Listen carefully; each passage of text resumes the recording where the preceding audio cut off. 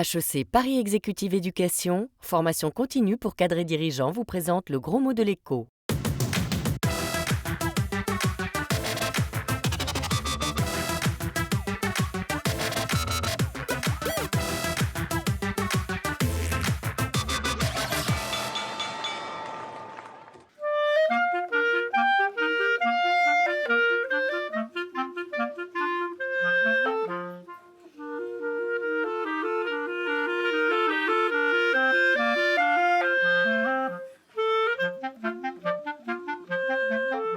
Bonjour et bienvenue dans le gros mot de l'écho. Les instruments que vous voyez derrière moi vont bientôt partir aux quatre coins du monde. Nous sommes chez Buffet Crampon, près de Paris, le leader mondial de la clarinette professionnelle. 85% des meilleurs orchestres de la planète sont clients ici. Signe particulier de Buffet Crampon, c'est une ETI, entreprise de taille intermédiaire. Alors, qu'est-ce que ça change et qu'est-ce que ça veut dire exactement ?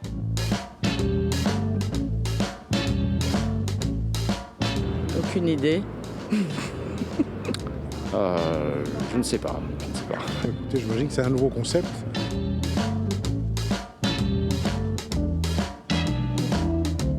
Alors ils sont intermédiaires entre quoi et quoi alors ? PME, ETI et grands comptes, grandes entreprises. À mon avis, c'est celles qui embauchent le plus et qui sont en pleine expansion en fait. Donc, l'Allemagne a su développer des tailles d'entreprises moyennes pour partir à l'export.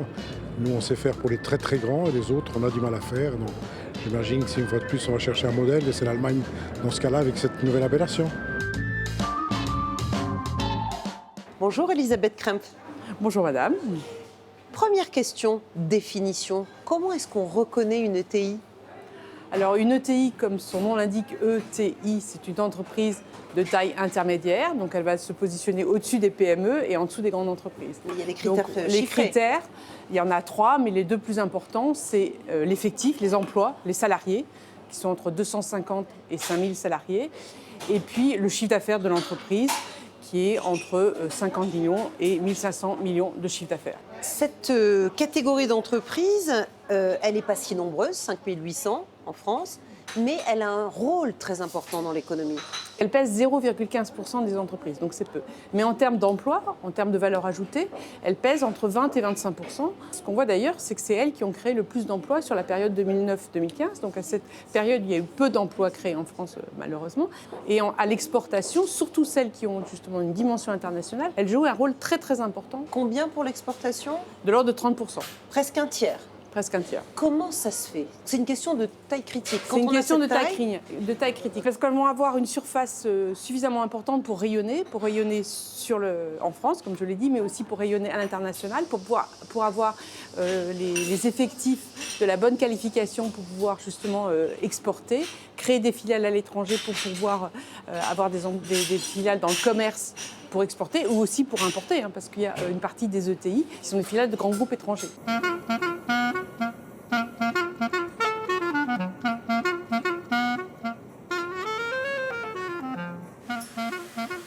Une entreprise de taille intermédiaire est donc suffisamment petite pour innover, mais suffisamment grande pour exporter. Elle s'inscrit aussi dans le long terme car son capital est souvent aux mains d'une même famille ou de quelques personnes qui se connaissent. C'est comme ça qu'a commencé l'aventure Buffet Crampon. Nous avons rencontré son président, Jérôme Perrault.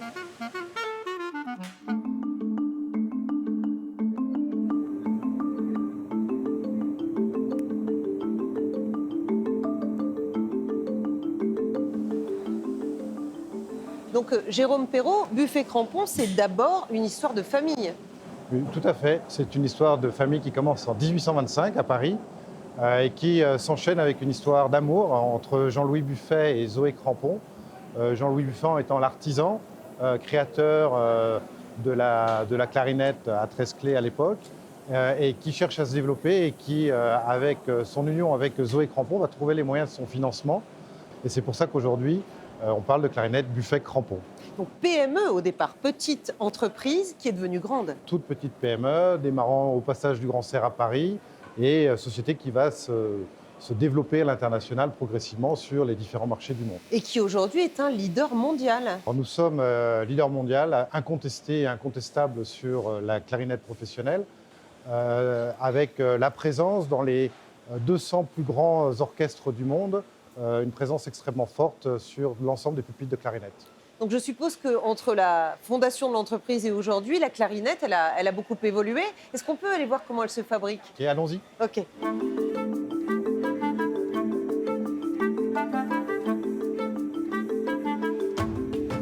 Allez-y, Merci beaucoup.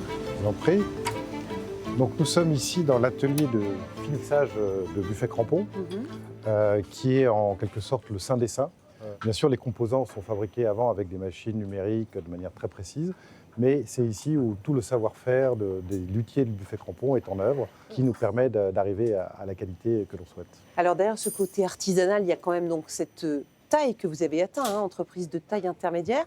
Et ça, par exemple, ça vous permet d'être extrêmement présent et efficace à l'international. Le marché en fait, des instruments est petit en France, il commence à devenir important si on l'adresse au niveau mondial. Et depuis déjà quelques dizaines d'années, Buffet Crampon s'est installé dans les pays grâce à des filiales de distribution. Et ça, une PME, elle ne pourrait pas le faire? Alors une PME aurait plus de difficultés à le faire. En général, les PME travaillent plutôt avec des importateurs quand elles cherchent à faire de l'exportation. Mais ensuite, il faut passer le cap de l'importateur à la distribution en propre. Et c'est ce que nous avons pu faire, nous, sur l'ensemble des géographies. Est-ce que les ETI, elles ont aussi des limites? Vous n'êtes pas un grand groupe. Est-ce que ça a des inconvénients? Alors, dans les ETI, la taille est un avantage pour un certain nombre de choses. C'est aussi un inconvénient dans le sens où, pour proposer des carrières évolutives à des talents que l'on souhaite recruter, c'est toujours un peu plus difficile, puisque les postes sont quand même moins nombreux, les opportunités sont moins importantes. Et de plus, on a besoin véritablement de gens compétents et d'expérience, mais qu'on puisse motiver sur le long terme pour continuer à travailler et à développer nos activités. Les sociétés comme Buffet Crampon sont rares en France. Moins de 6000 ETI sur les 4 millions d'entreprises présentes dans l'Hexagone. C'est 3 fois moins qu'en Allemagne. Depuis 2008, Paris a créé un fonds d'investissement spécial ETI. Le chantier est aux mains de José Gonzalo à la Banque publique d'investissement. C'est un fonds que nous avons voulu consacrer aux ETI en le dotant d'un montant assez important, 3 milliards d'euros. Et la particularité de ce fonds est qu'il est aussi très long. Il a une durée de vie de 99 ans. Nous avons constaté que les ETI, c'était l'un des axes majeurs de la croissance française. Alors, une des manières de les aider à grandir, c'est notamment qu'elles aillent à l'étranger, qu'elles aillent racheter des sociétés. Et pour cela, nous leur apportons les fonds nécessaires pour qu'elles puissent racheter ces sociétés étrangères. Alors en économie, on appelle ça la croissance externe. Pourquoi tout d'un coup, en allant à l'étranger, ça change la donne? Alors d'une part, ça permet de rééquilibrer son portefeuille, de le diversifier. Lorsque vous avez des crises qui affectent un pays ou une région, vous êtes répartis sur un plus grand nombre de pays. Donc en fait, vous pouvez mieux tenir. D'autre part, lorsque vous allez à l'international, à l'étranger, vous êtes aussi source d'attractivité. Donc les diplômés, les étudiants, voire d'autres managers d'autres sociétés sont attirés par votre société parce qu'elle a ce côté international qui est assez sexy. Merci José Gonzalo pour toutes ces explications. ETI, entreprise de taille intermédiaire, des entreprises taillées donc pour aller à l'assaut des marchés internationaux. On résume depuis le début et en dessin. Les entreprises de taille intermédiaire, c'est un peu le commando d'élite de la croissance économique. Pour entrer dans ce club très fermé, la sélection est rude. Les futures recrues doivent aligner entre 250 et 4 999 salariés. Elles doivent peser entre 50 millions et 1,5 milliard d'euros de chiffre d'affaires.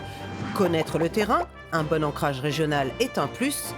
Et surtout, elles doivent démontrer une stabilité financière à toute épreuve. Leur capital n'est détenu que par un petit nombre de personnes qui se projettent à long terme. Résultat, les ETI sont agiles et solides, suffisamment petites pour innover et suffisamment grandes pour exporter.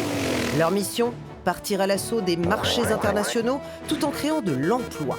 En France, les ETI tapent dans le mille. Elles représentent 0,15% des entreprises, mais un quart des emplois, un quart des investissements et un tiers des exportations. Seul problème, peu d'entreprises arrivent à cocher toutes les cases. 5 800 à peine dans l'Hexagone, contre 8 000 en Italie et 12 000 en Allemagne. Les clarinettes sont emballées et prêtes à partir, nous aussi. C'est la fin de cette émission consacrée aux entreprises de taille intermédiaire. Vos questions et vos suggestions, c'est sur Twitter et sur Facebook. Portez-vous bien et à la semaine prochaine. HEC Paris Exécutive Éducation, formation continue pour cadres et dirigeants, vous a présenté le gros mot de l'écho.